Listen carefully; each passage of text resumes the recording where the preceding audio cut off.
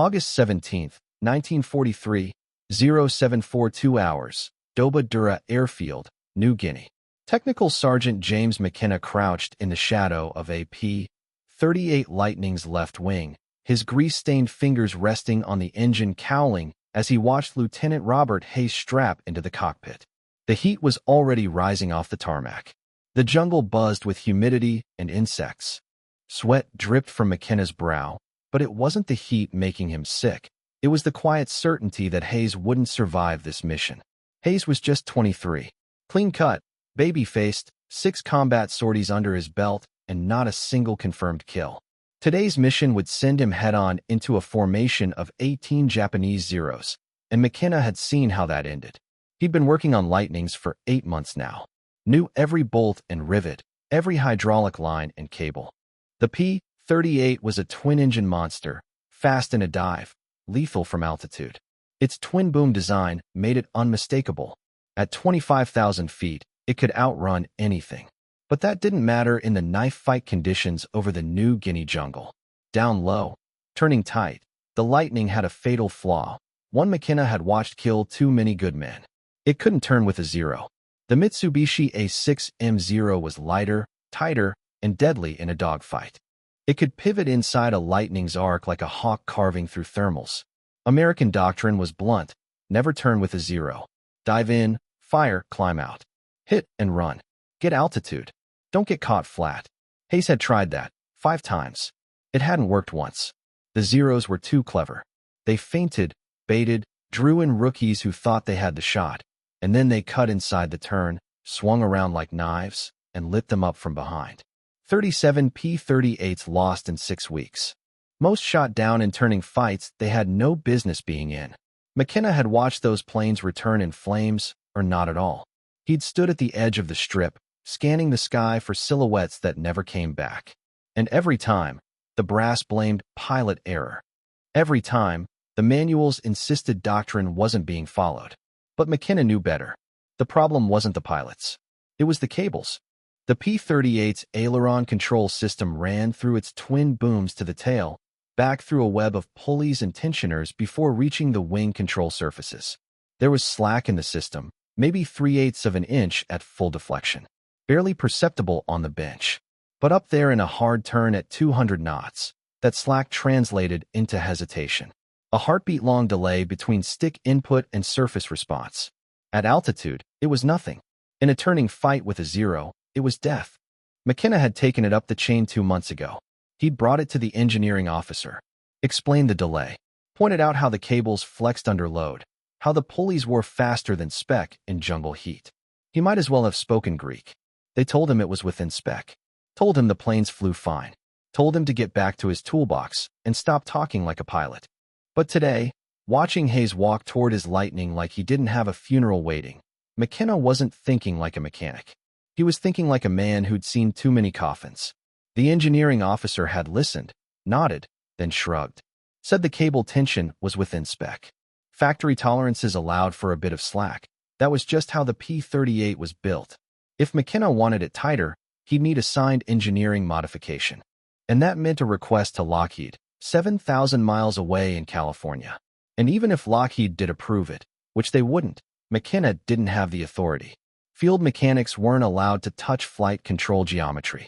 That was clear in the maintenance manual. Do not adjust control cable tension without authorization. So McKenna did it anyway. He waited until pre-flight checks were winding down. The sun was rising over the jungle, staining the airfield gold. He slipped into Hayes's revetment, popped open the inspection panel on the port wing, and made a choice that violated every rule he'd sworn to follow. He took a 6-inch scrap of piano wire from a damaged airframe, salvaged from a wrecked tail rudder 2 nights ago, bent it into a tight Z-shape, and clamped it inline to the left aileron control cable. It added exactly 0 for pounds of tension, just enough to eliminate the cable slack. It took him 8 minutes. No paperwork, no log entry, just steel and silence. The inspection crew never noticed. They were busy checking oil viscosity, ammo belts, oxygen systems. Nobody checked the tension. Nobody ever did. McKenna said nothing. He watched Hayes climb into the Lightning, watched the canopy close, watched the twin props spin to life. He watched him taxi out, turn onto the runway, shove the throttles forward, and lift into the morning sky with 18 enemy fighters somewhere out there waiting for him. What happened in the next 17 minutes would change how every P-38 in the Pacific flew. But McKenna wasn't thinking about history. He was thinking about David Chun. July 9, 1943. Lieutenant Chun had been in theater just 3 weeks. Sacramento native. Used to rebuild Ford engines before the war. McKenna worked his aircraft every morning. Ran checks, swapped out filters, retorqued bolts while they swapped California stories. That morning, Chun took off at 0615 for a sweep near Salamaua. He returned 2 hours later with 3 bullet holes punched clean through his left boom. Tight grouping. Dead center spacing. The kind you only get from perfect lead calculation. Chun said the Zero had gotten inside his turn. He'd tried to roll out and dive like the manual said, but the lightning had felt slow. Sticky. Like the plane needed a moment to decide to follow his hands. The Zero nearly finished him. Only thing that saved him was his wingman catching the Japanese pilot in mid-turn. McKenna inspected the damage. Ran his hand over the bullet holes. Cold metal. Warm blood. He didn't say it out loud, but he knew. Chun should have escaped that fight. If the lightning had responded the way it should have, he would have lived. Chun never flew that airframe again. It went to depot. 3 weeks later, McKenna heard the news. Chun was dead. Shot down over Rabaul. Same story. Another turning fight. Another delay that cost him everything. The second was Captain William Morrison. Flight leader. Veteran. 11 confirmed kills. Knew the P-38's quirks better than the engineers who built it. August 3rd, over Oro Bay. Morrison's squadron hit a swarm of Zeros at 12,000 feet. He downed one on the opening pass. Came around for another. 2 Zeros caught his tail. Morrison tried to roll inverted, split us out. McKenna heard the chatter over the squadron net afterward. Morrison's voice. Calm, clipped, controls feel mushy. His wingman said the lightning wasn't responding fast enough. Like Morrison was dragging the plane through molasses. The Zero stayed with him. Rode his 6 all the way to 4,000 feet. The wreck burned for hours. McKenna found out through Rodriguez, Morrison's crew chief. Texas boy. Tough as nails. Cried behind the fuel truck after they told him. Neither of them said much. They didn't need to. Hayes tried to follow. Pushed the stick left, rolled after the Zero, pulled into the dive, and the airplane hesitated. Just for a moment. Just a beat. But it was enough. The P-38 didn't snap roll. It eased into the turn like it had to think about it first. By the time the lightning responded, the Zero was already gone. Vanished into the jungle canopy below. Hayes leveled out, scanned the tree line, throttled back. Nothing. He flew the rest of the mission without seeing another enemy aircraft. That night in the tent, he told McKenna exactly what Chun and Morrison had said. It's like the plane needs a second to catch up to my hands. McKenna knew the second. He'd felt it in the cables. Heard it in the tone. That half-inch of give. That soft twang instead of a snap. The difference between precision and drift. The difference between shooting a Zero and getting shot by one. Hayes was smart. Quiet. Followed orders, trusted doctrine. The kind of pilot the Army Air Force loved, until he started asking the wrong questions. 2 days before the mission, he cornered McKenna on the line. Leaned in low like he didn't want anyone to hear. Is there anything you can do to make the controls tighter? McKenna looked around, then said, not officially. He told him about the cable slack. About the piano wire. About the tension mod. Hayes listened. Said nothing. Just nodded once. McKenna installed the Z-bin tensioner the next morning. 6 inches of salvaged piano wire, bent by hand, locked to the left aileron line. The cable went taut. No more slack. The control surfaces would now respond the instant Hayes moved the stick. McKenna didn't tell anyone. Not the crew chief. Not the inspection officer. Not the maintenance lead. He just did it. Hayes didn't know it yet, but he was about to become the first P-38 pilot in the Pacific with 0 slack in his aileron controls. And the next time he rolled into a fight with a Zero, the rules were going to change. The maintenance hangar was quiet after 2,300 hours. Just the buzz of insects in the jungle heat and the slow ticking of cooling engines. McKenna stood under the left boom of Hayes's P-38, sleeves rolled up, headlamp strapped tight, tools laid out like a surgeon. He opened the access panel on the wing root and reached in. Found the aileron cable, ran his fingers along its length. Loose, but within spec. Exactly what the manual said was acceptable. Exactly what had gotten 17 men killed. McKenna took out the strip of salvaged piano wire. 6 inches, bent by hand into a tight Z shape. It was crude, illegal, unauthorized, but it worked. He'd tested it on a grounded bird 2 weeks earlier. Added just enough tension to pull the slack out of the line. Tightened the cable like tuning a guitar string. He hooked it into the pulley bracket, looped it around the cable, twisted it into place with a pair of pliers. The wire held. Taut now. Responsive. Zero lag. The stick would talk to the wing with no delay. He checked it twice. Once visually, once by feel. Ran the surface manually. Smooth. No chatter, no play. This was what the P-38 was supposed to feel like. Not sluggish. Not hesitant. Alive. He closed the panel. Wiped his hands on a rag. Looked at the aircraft like a man who just lit a fuse. He wasn't sure what would happen next. But for the first time in months, he felt like he'd done more than tighten bolts and check oil. He'd given a pilot a fighting chance. Most of the crew had gone to sleep. The airfield was quiet now, blanketed in the low thrum of distant generators and the static hum of insects swarming the overhead lights. The tropical night clung to everything. Damp, heavy, soaked in the smell of engine oil, sweat, and red clay dust. McKenna worked alone beneath the massive wing of Hayes's P-38, flashlight gripped between his teeth, sweat trickling down his spine. The aluminum skin of the boom was still warm from the day's heat. He pulled the inspection panel loose and set it down beside his toolbox, careful not to make noise. Inside, the aileron cable stretched along its route through the wing, wrapped around polished pulleys and hidden junctions. He reached in, gripped the cable, pulled. Slack. Maybe 3/8 of an inch. Not enough to trigger concern in an official inspection. Well within Lockheed tolerances. But McKenna wasn't reading specs tonight. He was reading the dead. Every inch of play in that cable was time. A fraction of a second where the airplane didn't respond. That was the difference between rolling into a turn or dying with a zero behind you. McKenna's grease-covered hands trembled slightly, not from nerves, from exhaustion. They ached from 12 hours of wrenching. But he could feel it. That slack was killing pilots. He pulled the 6-inch piece of piano wire from his tool bag, salvaged from a wrecked P-38 that had ground-looped weeks ago. He hadn't known why he kept it. Until now. He sat cross-legged on the hangar floor, pliers in hand, flashlight resting nearby, and began bending the wire. It fought him. High-tensile steel, meant to hold its shape under tension. He slipped once. The pliers slammed into his thumb, drew blood. Second try, same thing. A sharp sting and a darker streak smeared across the wire. He didn't stop. He wiped the blood on his coveralls and kept working. It took 8 minutes to shape the perfect Z. That angle would act like a tension spring. Preload the cable just enough to take out the slack. No more. Just clean, immediate response. Nothing fancy. Just physics. Getting it in place was hell. He crawled under the boom again, flashlight clamped under his chin. The shadows danced across the pulleys, casting sharp lines over every greasy surface. One hand on the wire, the other trying to wedge the clevis pin back into the junction. The space was too tight.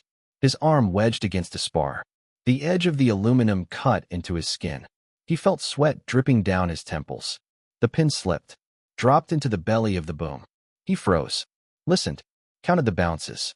Then, slowly, reached in, groping blind. 5 full minutes before his fingers brushed it. He exhaled through clenched teeth, grabbed it, and went back to work. When the tensioner finally seated, he tested it. Pulled the cable with both hands. No delay. The surface moved with him, instantly, like it should have always done. It was perfect. He closed the panel, wiped the blood off his hand and the edge of the boom, cleaned up his tools. At 0115, he stepped out of the hangar into the thick New Guinea darkness, heart still pounding, uniform damp with sweat and oil. No one saw him leave. The P-38 waited on the flight line, a silent machine made slightly better, made deadly by a mechanic who'd had enough of watching kids die by the book. The tropical night was heavy with heat and silence. The air clung to McKenna's skin, thick as engine grease. Somewhere beyond the ridgeline, he heard the low, uneven drone of radial engines. Japanese night raiders, most likely. The sound was distant, but it still made his stomach tighten. Hayes hadn't even flown the mission yet, and McKenna already felt the weight of what he'd done. He'd altered a flight control system without authorization, used salvaged wire, bypassed inspection protocols, violated at least a dozen Army Air Force regulations. If something went wrong in flight, if that tensioner failed, if the aileron jammed, if Hayes lost control and crashed, McKenna would be responsible. They'd court-martial him, strip his rank, lock him up. But if it worked, Hayes might live. That was the only thing that mattered. McKenna walked to his bunk, but didn't even lie down. He sat on the edge, hands in his lap, eyes on the ceiling as the night crept by. The air was still, broken only by the hum of insects and the occasional cough from a nearby cot. He didn't sleep. At 6:30, he walked to the flight line. The sun was just cresting the treetops, casting long golden shadows across the tarmac. Ground crew was already fueling Hayes's P-38, loading ammunition into the nose bay, checking oil levels, wiping dust from the canopy. McKenna stayed back, hands in his pockets, heart thudding. Watched Hayes walk out from the briefing tent, helmet under his arm, eyes locked on the aircraft. They didn't speak. Hayes climbed into the cockpit. The canopy closed. Engines roared to life. At 7:42, Lieutenant Robert Hayes lifted off the runway, wheels tucked up into the nacelles, twin booms slicing through the morning sky. The formation gathered above the airfield, 4 flights of 4 P-38s each, and banked northwest toward Japanese-held airspace. McKenna stood on the flight line, watching the shrinking specks disappear into the sky. And then, all he could do was wait. The first radio report came at 8:14. Hayes's flight had intercepted a formation of 9 Zeros at 13,000 feet over the Huon Gulf. The sun was at their backs. Perfect. They rolled into the attack. Hayes was flying number 3 in the element. His lead called the bounce. They dove together. Hayes picked the trailing Zero, last in the enemy formation. He dropped from altitude, throttle wide open, airspeed building past 380 miles per hour. The Zero grew large in his gun sight. Hayes could see the rising sun insignia on the fuselage, could see the glint off the canopy. The pilot's head turned. Hayes fired. The P-38's nose-mounted guns opened up, 4 .50 caliber machine guns and a single 20mm cannon stitched the sky with tracers. The rounds reached the Zero in a second, missed wide, then walked in. A few struck the wing root. Sparks, smoke, but not enough. The Zero snap-rolled right and dove. Hayes followed, and that's when he felt it. The aircraft rolled immediately. No lag, no hesitation. The stick moved, and the airplane moved with it. Instantaneous. Clean. For the first time, the P-38 felt alive under his hands. He banked hard, faster than the manual said was possible. 90 degrees in a heartbeat. Nose down. The Zero was still in front of him, just inside the turn. Hayes pressed the trigger again. The gun spat fury. The tracers struck the Zero from tail to canopy. The engine burst into flame. The fuselage cracked open. The Zero flipped inverted and dropped away in a black trail of smoke and spinning debris. Hayes had just scored his first kill, but there was no time to celebrate. His wingman's voice crackled over the radio. Bandits high, 3 o'clock. Diving. Hayes snapped his head up. 3 Zeros were coming fast from above, angling down in a shallow dive. Sun at their backs. Nose guns flickering. Hayes pushed the throttles forward and banked hard left. And this time, the airplane came with him. No delay. No lag. Just war. They'd seen him take out one of their own. Now they were coming for him. Hayes shoved the throttles full forward, engines roaring, but the Zeros had gravity on their side. They were diving fast, too fast to outrun. Climbing meant death. Turning meant risk. Doctrine said to climb, to extend, to disengage, but Doctrine had never fought this fight. Hayes snapped the stick left, yanked into a reversal. The P-38 came around like it had been waiting for it. No delay, no slop in the response. The lightning cut through the air with lethal precision. The nose came up through the horizon, and there was the lead Zero, still trying to adjust, not expecting Hayes to reverse so violently. It was exposed, mid-turn, out of position. Hayes fired. The tracers hit square in the left wing root. There was no explosion, just sudden collapse. The wing folded in on itself like paper, and the Zero tumbled end over end into the jungle below. 2 kills in less than 30 seconds. The remaining 2 Zeros pressed in, trying to trap him. They broke into a scissors, alternating turns, baiting and overshoot. It was a classic move, one Hayes had seen before, and one that normally worked, because P-38s couldn't respond fast enough to match. But not today. Today, his P-38 snapped into every turn like it was wired to his thoughts. No delay, no struggle. Every stick movement translated into instant, perfect action. It didn't feel like a twin-boomed heavy fighter. It felt like a knife. The first zero reversed too hard, bled too much speed. Hayes saw the opening. He rolled inside the turn, nose rising. The zero broadside and close, 200 feet, maybe less. He squeezed the trigger. The Lightning's guns lit up again. 50 calories and 20mm rounds tore through the enemy aircraft. The zero disintegrated. The canopy blew off. Pieces of wing and fuselage spiraled past Hayes's cockpit. The P-38 shuddered as debris clipped his right boom, but kept flying. 3 kills. The fourth zero didn't wait around. It peeled away, full throttle, dove for the tree line and vanished into cloud. Hayes didn't chase. He was low on fuel, almost dry on ammo, and his right engine was running hot. The fight was over. He climbed back to 10,000 feet, found what was left of his flight, and turned for home. The engagement had lasted 7 minutes. At 0903, Hayes's P-38 touched down at Doadura Airfield, tires screeching, engines whining as they spooled down. McKenna was already standing on the flight line, squinting against the sun, grease-stained arms crossed. Hayes popped the canopy, climbed out. His face was streaked with sweat, flight suit soaked, hands still trembling from the fight. He didn't say anything at first. Then he looked McKenna in the eye and said 2 words. It worked. McKenna just nodded. Said nothing. Neither of them realized, in that moment, that 6 other pilots had watched the entire dogfight from above.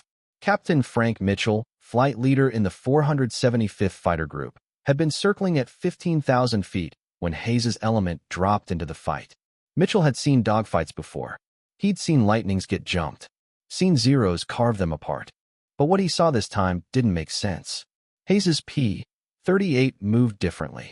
It rolled faster, snapped through reversals sharper than any Lightning Mitchell had ever flown. It fought like it was half its weight. Hayes wasn't flying like a rookie. He was flying like the best damn stick in the theater. But Mitchell knew Hayes. He wasn't that good. Something else had changed. When Mitchell landed, he didn't go to the mess. Didn't write up his own report. He walked straight to the debriefing tent. Hayes was there, hunched over a clipboard, pen shaking slightly in his hand as he filled out the kill claim. 3 confirmed. 1 probable. Calm on the surface, but adrenaline was still surging beneath. Mitchell sat down across from him. What happened out there? He asked. Hayes looked up, shrugged, dazed. I don't know, he said. It just flew better today, responded faster, like it was finally doing what I asked it to do. Mitchell narrowed his eyes. Maintenance do anything to your bird? Hayes paused, then nodded slowly. Yeah, you should talk to McKenna. Mitchell found McKenna in the maintenance bay 2 hours later. The heat was oppressive, thick with the smell of sweat, fuel, and scorched rubber. McKenna was elbow-deep in another P-38, sleeves rolled up, hands black with grease, hydraulic fluid staining his coveralls in wide patches. The war didn't pause for rumors or revelations. Engines still needed tuning, guns still needed checking, oil still needed changing. Mitchell didn't waste time. What did you do to Hayes's airplane? He asked. McKenna looked up from under the wing. His face was unreadable. For a long second, he just stared at the flight leader, calculating. Then he stood, wiped his hands on a rag, and set it straight. I used a piece of piano wire, McKenna said. Bent it into a Z, slotted it into the aileron control cable. Took out the slack. Gave the controls instant response. It's not regulation. It's not approved. But it works. Mitchell didn't interrupt. Didn't flinch. He let the silence hang for a beat, then nodded once. Can you do mine? McKenna hesitated. It's not official. Not tested. If something fails in flight. I don't care, Mitchell said. His voice was flat. Cold. I've lost 4 pilots this month. One of them had his head torn off by cannon fire. If you're telling me there's a way to stop that, then you do it. We'll deal with the regs later. That night, in the dim glow of an overhead utility lamp, McKenna crawled into Mitchell's left boom and did it again. Same piano wire, same Z-shape, same makeshift installation. His hands bled again. His back ached from crouching in the tight space. The war didn't wait for comfort. The next morning, Mitchell flew a patrol. When he came back, he was grinning like a man who'd just cheated death. "Flies like a goddamn fighter," he told his wingman. "Not a dump truck. Not a floaty barge. A real, goddamn fighter." His wingman went to McKenna an hour later. "Do mine." By August 20th, 9 P-38s had the tensioner mod. Word moved fast. Pilots talked in the briefing room, in the mess hall, on smoke breaks between sorties. The story passed quietly from man to man, stripped of embellishment, carried on the exhausted breath of survivors. Some crew chiefs refused. Regulations were regulations. You didn't mess with flight control systems, not without an engineer's signature, not without factory approval. But others, those who'd buried too many friends, listened. McKenna showed them how. Simple steps. Cut 6 inches of piano wire. Bend it into a Z. Slot it into the aileron cable housing. Takes 8 minutes. Changes everything. No paperwork. No memos. No command approval. Just an unspoken understanding. If this gives a pilot even half a second more to stay alive, it's worth it. On August 22nd, Hayes bagged 2 more zeros. Smooth reversals. Perfect lead. The kill reports confirmed what everyone on the ground already suspected. This wasn't luck anymore. August 25th, Mitchell got 3. His radio was electric after the fight. "Like flying a goddamn razor blade," he said. "The airplane moves the second I think about it." Kill numbers spiked. Mission reports changed. Where pilots once returned shaken and silent, they came back wide-eyed, hearts pounding, adrenaline crashing through their veins, alive. Lieutenant James Watkins, crew chief with the 49th Fighter Group at Gussap, heard about it from a new pilot transferred in from Doadura. Watkins was skeptical. He followed rules, believed in manuals. But the pilot asked, begged really, said he hadn't gotten a single kill in 8 weeks of combat, and didn't think he was coming home unless something changed. Watkins broke protocol. He tried the mod on one plane. The pilot came back the next day with a confirmed kill. Said it was the first time the P-38 felt like it was on his side. Watkins did 4 more. Word spread like jungle fire through the 49th. By early September, at least 40 Lightnings in New Guinea carried McKenna's invisible mod. The engineering officer at Doadura knew something was happening. The performance data didn't match the maintenance logs. Pilots were maneuvering better, killing more, surviving longer. But inspections found nothing. Because the mechanics were smart. They pulled the tensioners before inspections, cleaned the cable housings, let the control surfaces droop a little. Everything looked by the book. After inspections, they'd reinstall them, quick and quiet. 8 minutes of forbidden engineering. The pilots knew. The crew chiefs knew. The officers did not. And the 0 pilots who got caught in the crosshairs never had a clue what hit them. By mid-September, something in the air had changed. For nearly 2 years, 0 pilots had ruled the sky in turning fights. They knew it. American pilots knew it. The Pacific had been their domain. Nimble, elegant machines flown by seasoned aces who could turn inside anything with wings. And when the engagement dropped into a turning fight, the 0 always won. Until now, the kill ratio was shifting. What had been a slaughter in July, 2 American P-38s lost for every 0 downed, became a knife fight in August. 3-1. By September, it was nearly even. For every Lightning lost, a 0 went down with it. Officially, nothing had changed. There were no new aircraft deliveries, no upgrades to engines, no structural modifications. The logistics report said everything was status quo. But the field reports, those were different. Pilots came back saying their Lightnings felt sharper, more responsive, like the machine was reading their mind instead of lagging behind their hands. And the Japanese had noticed. Flight reports from the 11th Air Fleet were the first to raise the alarm. American P-38s were maneuvering more aggressively. They were rolling faster into turns, reversing with a speed that didn't match any known capability of the aircraft. Old tactics, ambushes, scissors, bait turns, stopped working. One after another, seasoned Japanese pilots were being shot down by a plane they had come to understand, intimately, completely. And suddenly, they didn't. Lieutenant Commander Saburo Sakai was the first major voice to sound the alarm. Sakai was a legend, 64 confirmed kills, a master of air combat, survivor of dozens of dogfights from the Philippines to Guadalcanal. He had fought the P-38 before. He knew its quirks, its sluggish roll rate, the way it hesitated in tight turns, the way American pilots had to compensate with altitude and energy instead of agility. On September 3, 1943, near Wewak, Sakai engaged a formation of P-38s at 14,000 feet. He selected a trailing aircraft, slipped into its six, and began to bait it. Standard tactic. Let the Lightning try to follow, then reverse direction. The Zero would cut inside and get guns on target before the American could roll back. He'd done it a dozen times. It always worked, but this one didn't. The P-38 didn't wallow into the turn. It snapped around too fast, much too fast. Sakai blinked. The Lightning was on him, nose tracking, guns flashing. Sakai felt the rounds whip past, barely yanked his Zero into a dive in time to escape. He returned to base shaken. It rolled like a Zero, he wrote in his log that night. Impossible. Something has changed. He wasn't alone. Reports began filtering in across the 25th Air Flotilla. Veteran pilots were misjudging their targets, getting caught in crossing fire, losing timing on scissors maneuvers that had once been automatic.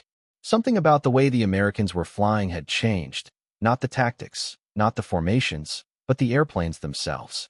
But when the intelligence officers got a hold of a downed P-38, they found nothing new. No obvious hardware differences. The same Allison engines. The same quad. 50s and single 20mm cannon. The same twin-boom design. The airframe was unchanged. Whatever had changed wasn't on the surface. Because the truth was hidden, wedged inside the left boom behind a maintenance panel. A 6-inch piece of piano wire, bent into a Z. Invisible unless you knew exactly what to look for. And even then, it would look like a structural support or a grounding wire. Even if the Japanese had found it, they wouldn't have known what it did. But it was killing them. One flight report from a Japanese ace described it bluntly. The P-38 is now turning before I expect it to. The angles are wrong. The old patterns are failing. The change was measured in fractions of a second, just enough to beat the Zero to the merge, just enough to snap into a guns-on position before the Japanese pilot could reverse. Just enough to make the difference between coming home and burning in the jungle. By mid-September, Japanese losses spiked. Entire formations began avoiding turning fights with P-38s, something unthinkable just weeks before. The aura of superiority had cracked. Some Zero pilots started diving away instead of engaging. They reported that something about the American fighters made them uneasy. One pilot wrote, "They move like they know what I'm going to do." The psychological effect was immediate and severe. The Zero had always relied on confidence, on instinct, on pilot skill, on intimate control of the aircraft. When that edge disappeared, when American machines started matching their moves beat for beat, everything they had trained for, every maneuver they'd mastered, began to feel uncertain. The air war had changed. The P-38 hadn't gotten new engines. It hadn't gotten new wings. It hadn't received any new weapons. It had gotten 8 minutes of courage from a sergeant with grease-stained hands, a piece of scavenged wire, and the belief that pilots deserved a fighting chance. And now, it was winning. They used to press the fight with absolute confidence. Every Zero pilot knew their edge. In a turn, nothing could match them. Not a Wildcat, not a Warhawk, and certainly not the bulky twin-boom Lightning. They owned the horizontal plane. Close the distance, bait the turn, snap inside, fire. It had worked 100 times before. Now it was failing. Something subtle had shifted in the sky. The Americans hadn't changed their tactics. They still came in fast, still dove from altitude, still avoided prolonged turning fights. But when they did have to maneuver, when they were forced into the kind of tight, rolling engagements that used to mean certain death, the P-38s were keeping up. Sometimes, they were winning. Japanese pilots started pulling back. They second-guessed the fight. Where once they would have closed to 50 meters and finished the job, they now hesitated. Rolled off. Climbed away. They weren't sure anymore. The P-38's moves didn't match what their experience told them. A snap roll came quicker than expected. A reversal that should have taken 2 seconds happened in 1. They were losing their edge. Some tried to adapt. A few switched to hit-and-run tactics, using speed in a dive, avoiding the turning fight entirely. But that meant giving up their greatest weapon, agility. And trying to fight like a P-38 meant fighting on American terms where the Lightning had the advantage. It was faster, heavier, carried more firepower, and it could take punishment that would rip a Zero apart. Other pilots doubled down, got aggressive, closed the distance before opening fire, took riskier angles. But aggression without maneuverability is just suicide. Several respected aces, men with dozens of kills, were shot down in September using tactics that had worked flawlessly in July. They weren't making mistakes. The enemy had changed, and they didn't know how. And that was the real problem. The Japanese were fighting a phantom. Something unseen, unreported, undocumented. A shift in performance they couldn't explain. Their intelligence units scoured captured P-38 wreckage looking for upgrades, field mods, anything that would account for the change. They found nothing. The Lightning looked the same. Same engines, same armament, same airframe. But inside the boom, hidden behind an access panel, was a sliver of wire that had rewritten the rules of engagement. A 6-inch piece of piano wire. By the end of September 1943, the numbers told the story. The 11th Air Fleet had lost 38 fighters in combat with P-38s. American losses over the same period, 22. The ratio had flipped. For the first time in the Pacific, the P-38 Lightning was out killing the Zero. Japanese High Command took notice. Orders went out. Avoid engaging P-38s unless the odds were decisively in your favor. 3-1, 4-1 if possible. Only strike when sure. The Zero was no longer the hunter. It was prey. That order marked a turning point in the air war over New Guinea. Not because of a new aircraft or a revolutionary technology, but because one grease-stained sergeant had decided not to wait for permission. The piano wire modification was never officially sanctioned, never made it into the maintenance manuals. No directive came from command, but the Army Air Force's Engineering Command found out about it anyway. In early October, a maintenance inspector at Doadura noticed something strange. Inconsistent tension readings on several control cables during scheduled inspections. He pulled a panel, saw the piano wire, took photos, filed a report. The report made its way up the chain of command. And then it sat. For 3 weeks, officers debated what to do. The modification was a clear violation of procedure. It bypassed Lockheed's engineering specs. It could technically compromise flight safety. But the data was impossible to ignore. Squadrons using the mod were racking up kills. And their pilots were coming home. More than ever before. They faced a choice. Enforce the rules, or save lives. In the end, they did what the Army always did when it couldn't admit it was wrong. They said nothing. No punishment. No official approval. No orders to implement the change, but no orders to stop it either. The war machine simply looked the other way. It was never a question of whether the modification worked. It worked. Everyone knew it. The only question was what to do about the men who had installed it without permission. In November 1943, Lockheed quietly dispatched a small engineering team to New Guinea. Their assignment wasn't public, and it wasn't announced to the squadrons. They came with notebooks and measuring tools, checked cable tensions, inspected modified aircraft, ran flight tests under controlled conditions. The results were undeniable. The piano wire tensioner improved responsiveness under load, reduced stick lag in tight turns, and gave the P-38 the precision it had always lacked in low-speed maneuvering. It was safe. It was effective. It added no weight, required no structural changes. Lockheed's own engineers admitted privately that it should have been part of the original design. By the time the new P-38J model rolled off the production line in December 1943, a factory-installed inline tensioning system had been added to the aileron control cables. But no one mentioned McKenna. The official documentation said the improvement was the result of engineering analysis and field feedback. That was it. No name, no credit, no commendation. In the version of the story the Army and Lockheed told, the problem had been solved by engineers in white coats and lab reports.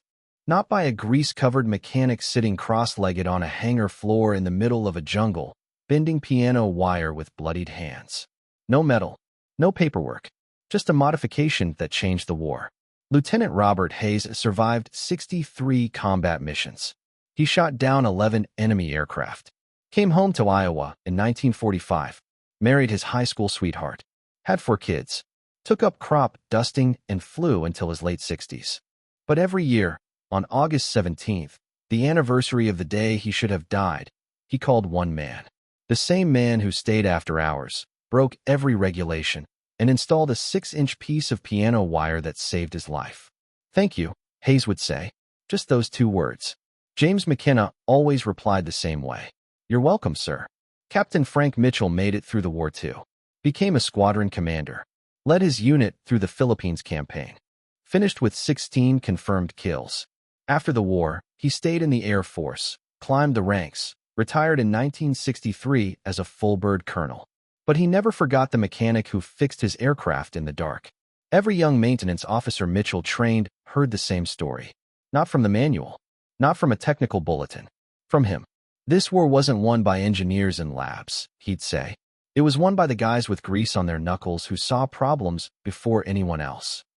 McKenna left the Army Air Forces in 1946. Went home to California. Opened a garage in Long Beach in 1948. Worked on cars, just like he had before the war. V8s and flatheads, later fuel injection and disc brakes. He never talked much about New Guinea. When someone asked what he did in the war, he'd shrug. Mechanic. Fixed airplanes. That's all. He retired in 1990. Still sharp. Still quiet. Still not the kind of man who boasted. In 1991, a military historian named Douglas Litton started researching P-38 modifications for a book on Pacific air combat.